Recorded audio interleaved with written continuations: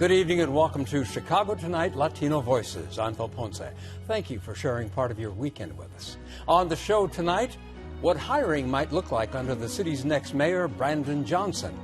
A 4-year study of Chicago public school students finds Latino youth at especially high risk for anxiety and depression. As we approach the Suenos Music Festival, organizers trumpet last year's economic success. A Chicago band, A Flor de Piel, connects new generations with their twist on traditional Mexican folk music. It's their passion for cooking. That's what it keeps moving on us.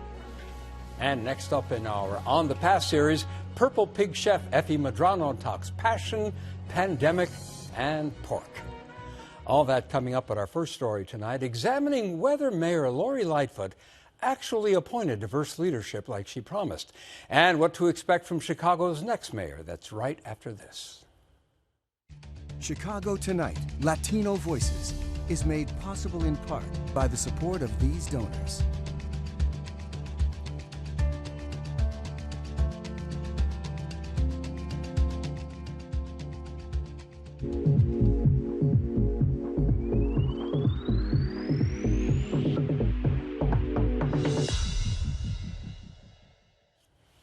When she became mayor, Lori Lightfoot promised that the people in her administration would reflect the city's ethnic diversity.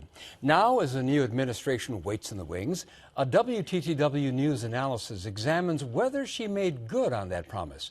And we also ask what Latino hiring might look like under the next mayor, Brandon Johnson.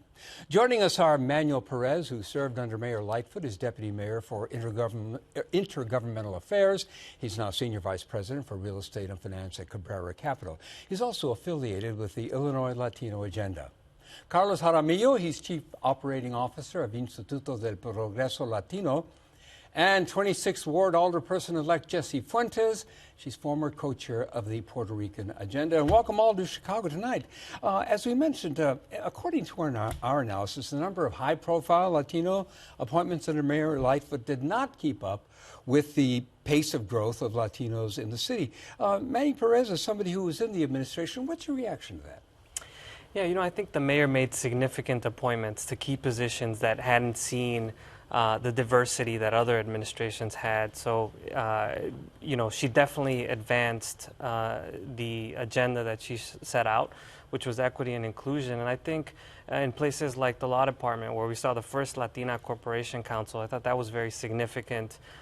Places like CPS, where we had the Pedro Martinez, who not only is homegrown Chicagoan, went to Chicago Public Schools and was qualified and in a position to be at leadership. So I thought she did very well in key appointments. Well, let's look at a statement that we received from the mayor regarding this analysis that we did. It's a statement in which she defends her record, and she goes on to say, the mayor has been committed to diversifying key leadership positions from the start of her administration. The action is self-evident with unprecedented appointments, including, but not limited to, as you mentioned, Celia Mesa, the city's first Latina Corporation Council, Rosa Escareño, the first Latina CEO of the Chicago Park District, Pedro Martinez, the first Latino CEO of Chicago Public Schools. Whereas it is not perfect parity, this is better than what we have seen in past administrations and better than what we see across the government and corporate sector. However, this is not a moment to take a victory lap, as our work to advance equity remains ongoing. Jessie Fuentes, you're about to enter government as an alderperson. What do you make of the mayor's statement? Well, my colleague here mentioned that, Lori made appointments that we had not seen in the history of the city of Chicago. But we also know that there's so much work to do. And we've seen that in the midst of the pandemic, when Latino communities were suffering the most and received often very little resources. But we also are watching migrants come to the city of Chicago and are hoping to receive the type of resources that they deserve. In order to do so, it's much more than appointments. It's about ensuring that the people that we put in positions have the talents, have the intellect, and have the drive to be able to serve the Latino community. Let's take a look at a graph that shows what the city's population is in relation to the number of appointees. Here, for example, we see that Latinos comprise 29.9% of the city's population, almost 30%, and the mayor's appointees were 27%, and yet the total number of city employees is more like 25%. Carlos Jaramillo, close enough, or room for improvement? No, I think I would echo what my colleague said as well, that, Mayor Lightfoot made some key appointments. By no means, as they pointed out, is it a victory lap, but, it's great to see Pedro Martino's, as mentioned, homegrown, taking over the reins at CPS. I'm excited for, his next set of ideas and programs and initiatives. But there's a lot of room for growth, and I'm excited for, and I think more than anything, I think the key word is hopeful under this new administration. Manny Perez, your thoughts on the talent pool? Some people in the administration, I have no idea if they did, but one can imagine people saying, well, we need more candidates. Where can we find them?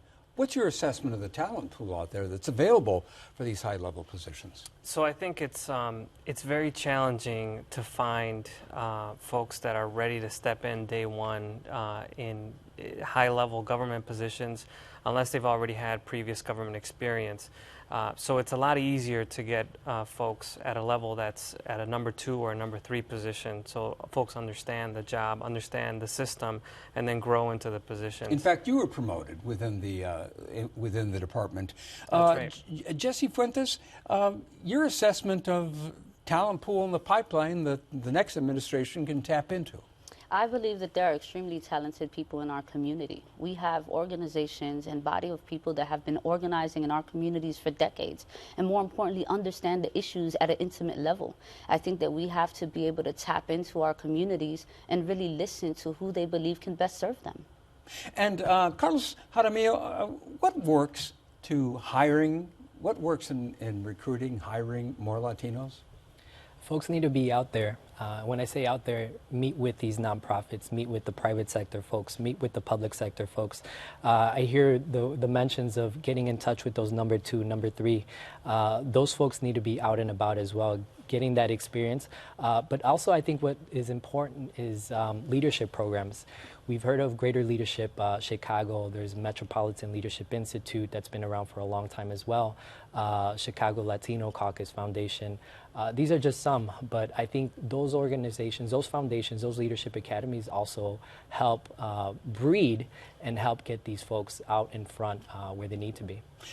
Manny Perez, as someone who is one of the highest ranking Latinos in the Lightfoot administration, maybe you're not comfortable commenting on what the new mayor should do, but a poll by Northwestern University, for example, found that there was a notable lack of outreach by both campaigns to Latino voters. Is that a troubling sign in terms of potential hiring? Well, I think it's when 30% of the population is Latino, it's important to reach out to that part of the population to be inclusive, to be successful. What I've seen from this administration so far is the signaling that Latinos are going to have a seat at the table. In the recent announcement of the Deputy Chief of Staff being Senator Cristina Pasiones Zayas. And I thought that was very promising because I understood, at least from my perspective, that she was going to be in a prominent position under someone, Rich Gaitis, who is an incredible public servant, has been around the city government for a very long time. And that's going to be a good pairing for Cristina to learn from Rich and from Rich to learn from Cristina. Well, we shall be watching what the Johnson administration does. In the meantime, we thank you, Jesse Fuentes, Manny Perez, and Carlos Jaramillo. Thank you all very much. Thank you. We are just weeks away from the second annual Suenos Festival. That's a 2-day celebration of Latino music in Grant Park. The festival's boosters say they're optimistic this year will be even more of an economic success than last year's. Here's more on what organizers say the festival added to the city's bottom line. Over the course of 2 days, this music festival drew more than 80,000 music lovers to Grant Park, known as Chicago's front lawn. The beauty of the celebration taking place in the lakefront and Chicago's magnificent mile in the very heart of our own city was the first of its kind. It was a recognition of the contributions of Latino culture to support Chicago's economy and a special opportunity to celebrate our iconic downtown. So I want you to know that last year, 75% of the vendors were Latinos. This year is going to be a little bit more than 75% of the vendors are going to be Latinos. Even the fencing company is Latino. There's got some security companies that are Latino. So everything about this event is all about our community of our Latinos in Chicago. Suenos, in only 2 days, contributed $120.9 million to Chicago's economy, which is the equivalent of 980 full-time jobs. Chicago workers earned an extra $5 million in additional labor income just out of that 2-day event. And this really speaks to the Latino contributions across the U.S. economy. Latinos comprise more than 20% of the U.S. population, and we hold $1.9 trillion of purchasing power, which is up over 212% in the last decade. That's something to clap for. This year's Suenos Fest takes place May 27th and 28th in Grant Park with headliners Wisin and Yandel, Grupo Firme, and Nicky Jam. I haven't heard of them, but I'm sure a lot of you have. Up next, what's behind high rates of anxiety and depression in Latino kids. So stay with us.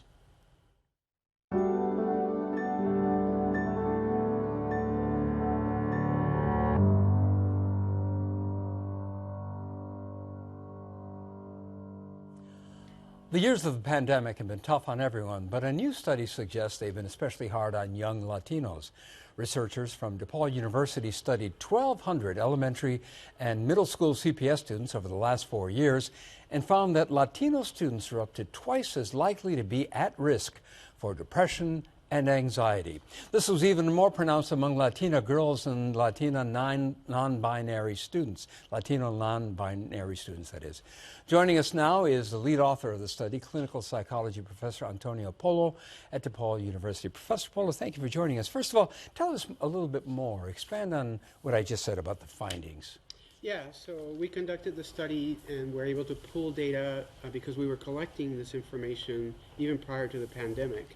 And so we identified, sorry. No, it's all right. Go ahead. We were able to identify the rates of depression before the pandemic and during the pandemic. And the sample was primarily elementary school students and middle school students, 11 to 14 years old. And the rates of anxiety and depression were particularly high for Latino youth. And we found them especially in social anxiety and something we call generalized anxiety disorder. And so we were able to identify that some of the factors that we think are at play have to do with the fears that they had during the pandemic. How are the fears for Latino? Are you saying that the fears that Latino youth had during the pandemic were stronger, more exacerbated than other groups? Yeah, well, that is something we can do more research on, but certainly the problems were exacerbated, we think, in part because youth from Latino backgrounds had family members who were essential workers, and were less able to be shielded from the stress associated with having someone in harm's way. And you mentioned that the rates for Latino girls and for Latino gender non-conforming, non-binary students was even higher. Why is that? Well, that is not new. And in fact, the rates of Latino youth being higher than for non-Latino youth is not just something that we found in the pandemic. We've been noticing these trends prior to the pandemic for really almost 2 decades. And what is new, I think, and also the disparities between boys and girls. So girls tend to display more depression and more anxiety, and they were exacerbated during the pandemic. For non-binary students, that is a new group of students being represented in research. And this is one of the first studies to really document some of their needs in that respect. And so I think it just speaks to how important it is to provide safe and important environments at school where they can be protected and where they can be attended, their needs. You just said that girls tend to have a higher rate of anxiety and depression than boys. Why is that? So there are many different factors, but it starts around puberty, it starts around 11 or 12 years old, and it continues on to adulthood. And so there are different factors that researchers have proposed, including some of the tendencies in terms of, for example, rumination, that is thinking about something that upsets you and not being able to get it out of your head. Interesting. I hadn't heard that rumination theory before. And you alluded to this. You found that the types of anxiety young people experience changed during the pandemic. Amplify on that. Yeah, so kids spent over a year in Zoom and not able to interact with other youth. And so they had their cameras off while they were in school. They were not socializing with other peers. And we think that the transition from that to being able to socialize again, there was like a lost period of time where they weren't able to socialize. And so social anxiety is associated with how you feel and what others are thinking about you, and performance under public or performance situations in social events. Because you talk about how it went from generalized anxiety to greater social anxiety. So what's the impact of what these kids have been through? Well, I think we've all felt the impact of the pandemic, and we're still feeling it. And so part of what we need to understand is that this is not going to be solved right away, and so that we need to continue to monitor to how they're doing, and obviously address their needs through as many possible resources as we can, including programs that we can deliver in schools. Let me jump back to your statement about rumination. Yeah. What exactly is rumination that seems to affect girls more than boys? Yeah, so for example, you have an event and it's a negative event, and rather than being able to put it away, you continue to think about it, and you're not able to distract yourself or to think about it in a more realistic way, and so it continues to affect you. For example, you're not able to sleep because you're still thinking about it, or you're distracted by it, and so different people cope with that in different ways.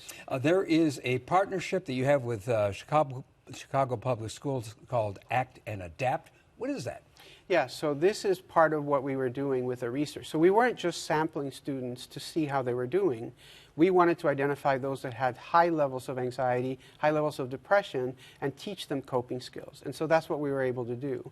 So through the great work of social workers, school counselors, and school psychologists that partnered with us, we trained them on this program called Act and Adapt, which is a cognitive behavioral intervention that teaches skills that are directly addressing problems related to internalizing problems, so things like depression. Antonio Polo, thank you so much for your insights and teaching us, informing us more about this very important study. Appreciate it. Thank you. And we are back with more right after this.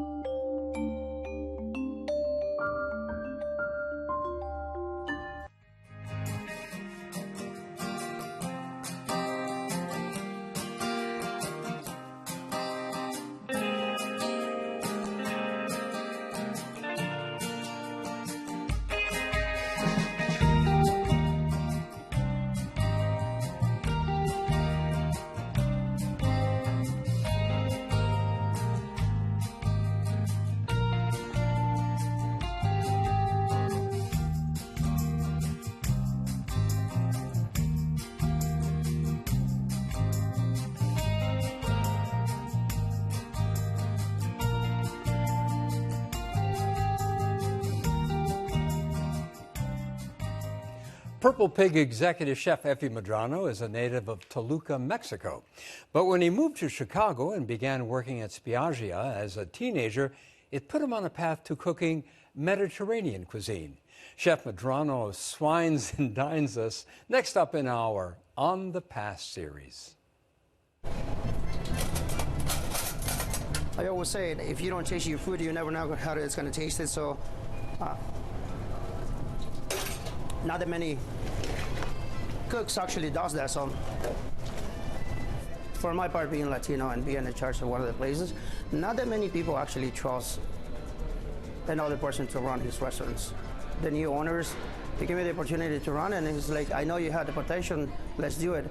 And I'm so happy to be here. I mean, how many people from another countries come here and they're like, see that there's one person or Latino that's in charge of the place, they come up to the kitchen and shake their hands, and they feel more comfortable being in here. And especially when we have so many Latinos working in here too. So it's always great. I always go and talk to the tables or guests, always.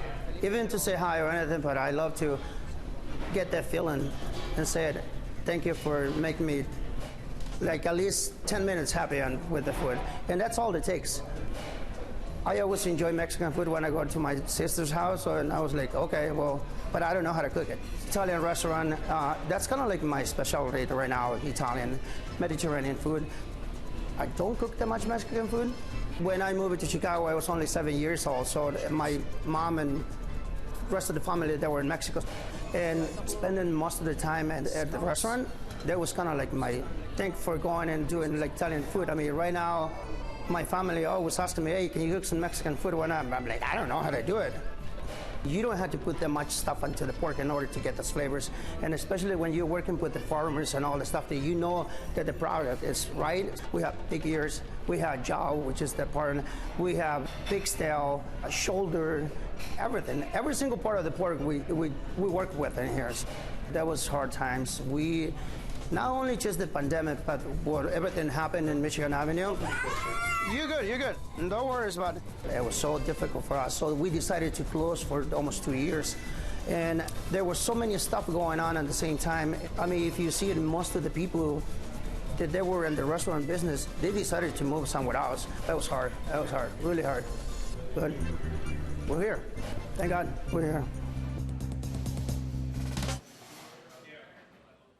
And tune in to our next installment of On the Pass to find out which local Latino chef inspires Chef Effie Medrano. The sounds of Mexican folk music cross borders, genres, and generations. Oftentimes, it's passed through families who play traditional music in celebrations and at home. Here in Chicago, a family band is keeping those beloved rhythms alive and thriving by infusing them with a modern sensibility.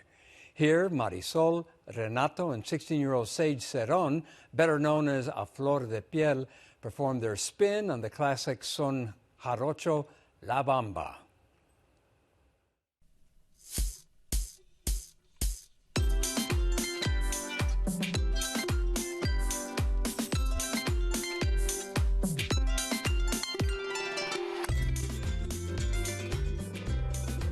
I've known it my entire life.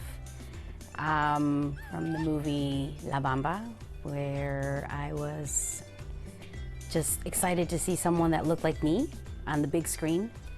And then I started learning more information about it as I got older. Learning that it was 300 years old, and it was used as a call to escaped slaves, let them know to keep going up and up, to escape. I just love it. Para bailar la bamba se necesita una poca de gracia. Una poca de gracia y otra cosita y arriba y arriba. I wasn't technically like alive to remember it, but so 2007, 2008, the recession hit, and my parents are like, well, we need to make more money, but we also really love to play music. They had their whole show, and then I was born, and they brought me along to the shows, and when I could walk, I walked up to the stage, and I grabbed the microphone, and I just started singing gibberish, and then that's when I became a part of the group, so, yeah. Bamba, bamba. I didn't learn this music in Mexico, but when I moved here, I kind of like had that longing for that. So I kind of like went deep into learning all these different styles. But yes, especially when we met Sage, and she forced herself into our duet, which became an official band member. That definitely brought in the younger vibe to our sound. Even if you're just vibing along, then grab a harana and jump to the song, and you know it's gonna be okay when you sing bamba, bamba like slave. Music, it just like transcends time and language and all of that other stuff that gets in the way of like a connection to the soul. I love the folk songs and the tradition that we play, and adding the electronic aspect or adding rap or, you know, different genres going in there. It's a way to just connect more people. It creates new experiences for us, and I think the other people also enjoy that. So I think that's what keeps us coming back for more. A Flor de Piel will be performing at the Logan Theater on April 26th. You can find out more on our website. And that is our show for this weekend. Don't forget, Monday at noon, tune into a Virtual Voices community conversation. Brandis Friedman will be speaking with community leaders about the impact of the 2023 Chicago mayoral election and expectations of Mayor-elect Brandon Johnson. Now, for all of us here at Chicago Tonight, Latino Voices, Anfo Ponce, buenas noches.